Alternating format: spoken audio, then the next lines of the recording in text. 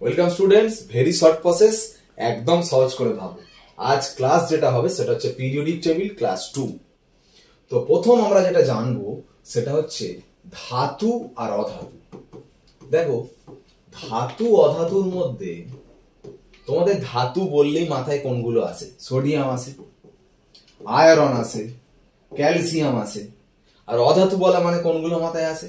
Chlorine আসে, sulphur আসে, phosphorus আসে, হ্যাঁ কি না? এবার তুমি ভাবো, সোডিয়াম ভাবো।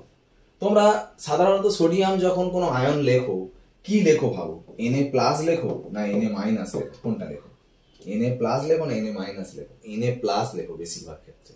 তার মানে ধাতুর স্বাভাবিক প্রবণতা প্লাস হওয়া, মানে ক্যাটায়ন হওয়া। ক্যাটায়ন কি করে হবে? Na থেকে Na+ কি করে হয়? ইলেকট্রন বর্জন করে।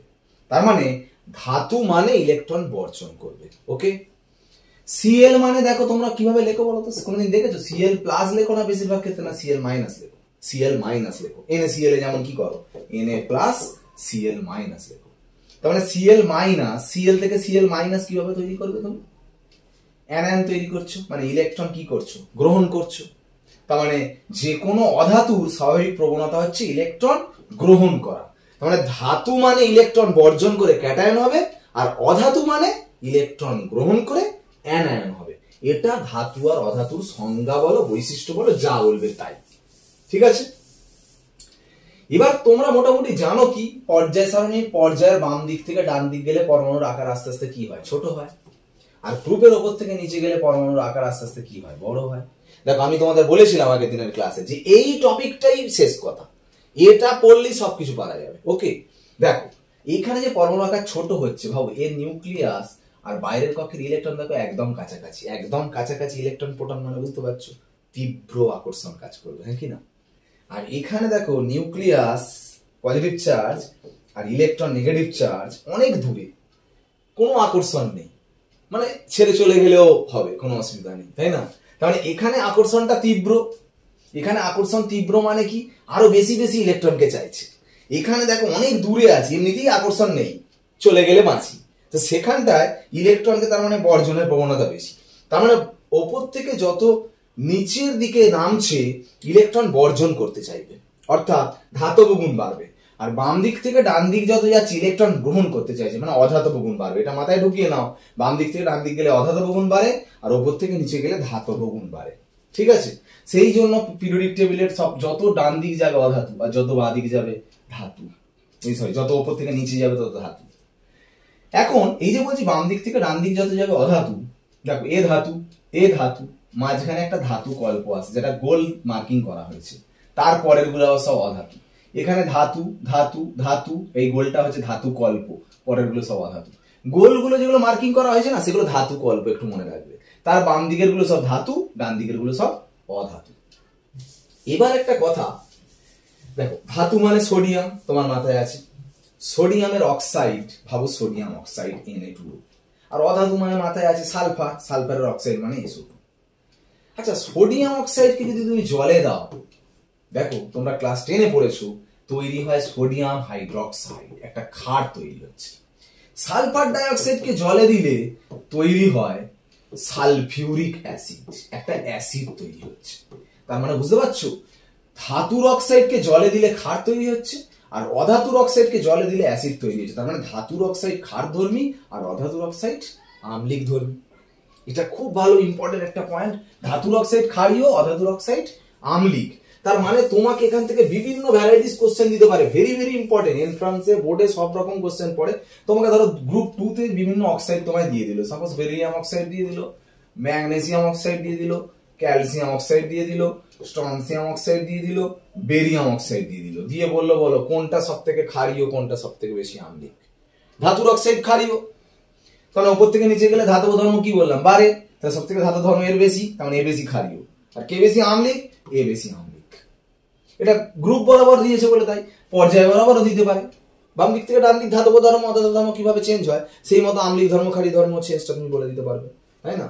কিন্তু হ্যাঁ, একটা জিনিস মনে রাখবে, কিছু উভধর্মী অক্সাইড আছে। দেখো, ক্ষারীয় অক্সাইড মানে তারা অ্যাসিডের সঙ্গে বিক্রিয়া করবে, আর আম্লিক অক্সাইড মানে ক্ষারের সঙ্গে বিক্রিয়া করবে। আর কিছু অক্সাইড আছে উভধর্মী, যারা অ্যাসিড ক্ষার সবার সঙ্গে বিক্রিয়া করে, সেই অক্সাইডগুলো এইগুলো প্রত্যেকটা, এটা কিন্তু মনে রাখতে হবে তোমাদেরকে। আরেকটা খুব ইম্পর্টেন্ট কথা বলি, জারণ বিজারণ ক্ষমতা, যেটা নিয়ে তোমরা ক্লাস 10 পর্যন্ত প্রচুর কনফিউশনের মধ্যে আছো, এখনো পর্যন্ত পুরোপুরি ক্লিয়ার হয়নি, সেটা দেখো আজকে পুরো ইলেকট্রনিক কনসেপ্ট আমি ক্লিয়ার করে দেবো, মন দিয়ে শোনো।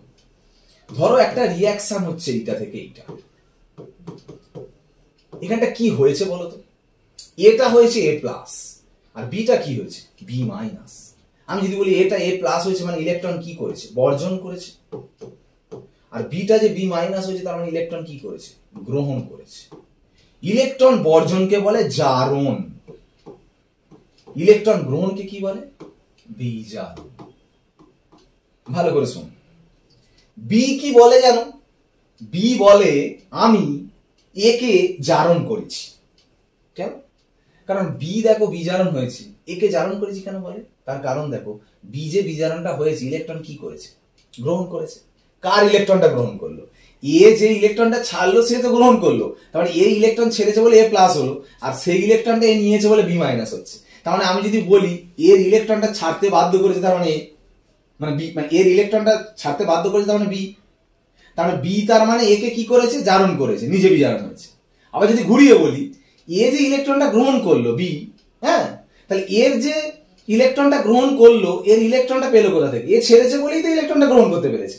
তার মানে আমি যদি বলি এ তার মানে বি কে বিজারণ করতে বাধ্য করেছে।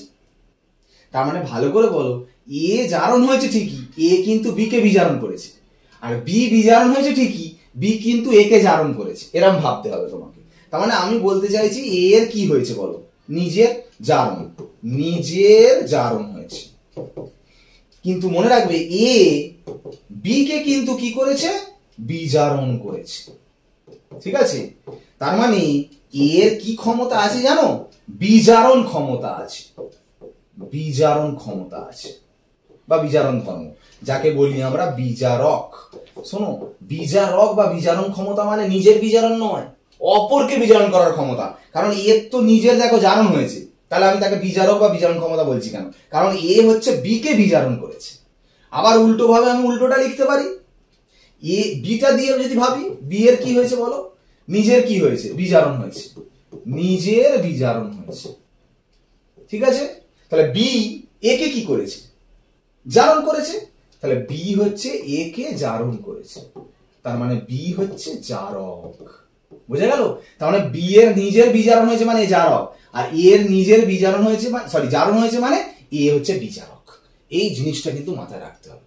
তার মানে বিজারণ ক্ষমতা বা জারণ ক্ষমতা মানে, সহজ কথায় যদি আমি আসি, ভালো করে শোনো, এ তার মানে যে বিজারণ ক্ষমতা আছে, মানে নিজের জারণ, অন্যকে বিজারণ করছে, তার মানে নিজের বিজারণ ক্ষমতা আছে। তার মানে বিজারণ ক্ষমতা মানে যে নিজের জারণ, নিজের জারণ মানে ইলেকট্রন কি করা? বর্জন করা। তাহলে এক লাইনে যদি আমি বলতে চাই, ইলেকট্রন বর্জন মানে তার বিজারণ ক্ষমতা, ব ব। ঠিক আছে? বর্জন মানে বিজারণ ক্ষমতা, গ্রহণ মানে জারণ ক্ষমতা। ঠিক আছে?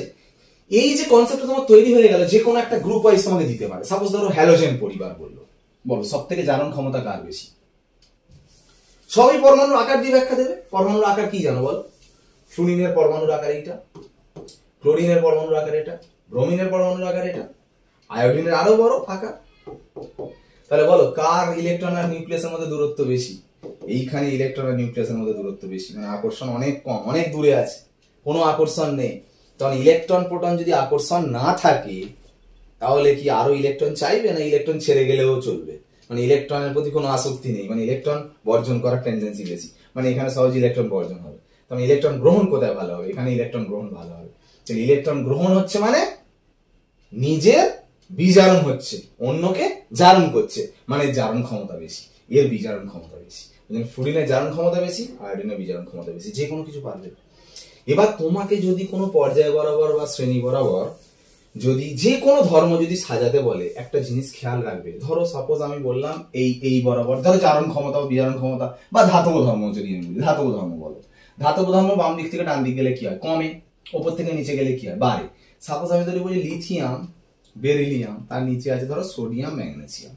আমি যদি তোমাকে একটা সিম্পল কথা বলি, ধরো এই ধাতব ধর্মের মান একটা ভ্যালু যে কোনো ধরছি, ধরো 25, ধাতব ধর্ম বাম দিক থেকে ডান দিক গেলে কমে, তাহলে কত হবে? 24।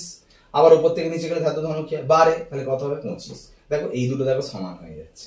সবসময় মনে রাখবে এরকম কোনাকুনি দুটো যে মৌল তার ধর্মগুলো কিন্তু প্রায় সমান হয়। এই কোনাকুনি, এই যে কোনাকুনি মৌলগুলো দেখো, লিথিয়ামের সাথে ম্যাগনেসিয়াম, বেরিলিয়ামের সাথে অ্যালুমিনিয়াম, বোরনের সাথে সিলিয়াম, এই কোনাকুনি যে মৌলগুলো ধর্মের মধ্যে যে সাদৃশ্য লক্ষ্য করা যায়, এই সম্পর্ককে আমরা বলি কর্ণ সম্পর্ক বা ডায়াগোনাল রিলেশনশিপ। ধর্মের মধ্যে একটা মিল পাওয়া যায়। ওকে, এটা পিরিয়ডিক টেবিলের টোটাল ক্লাস 2 আমরা ব্রডলি ডিসকাস করলাম। ওকে, পরের ক্লাস পরেরটাই যাবো।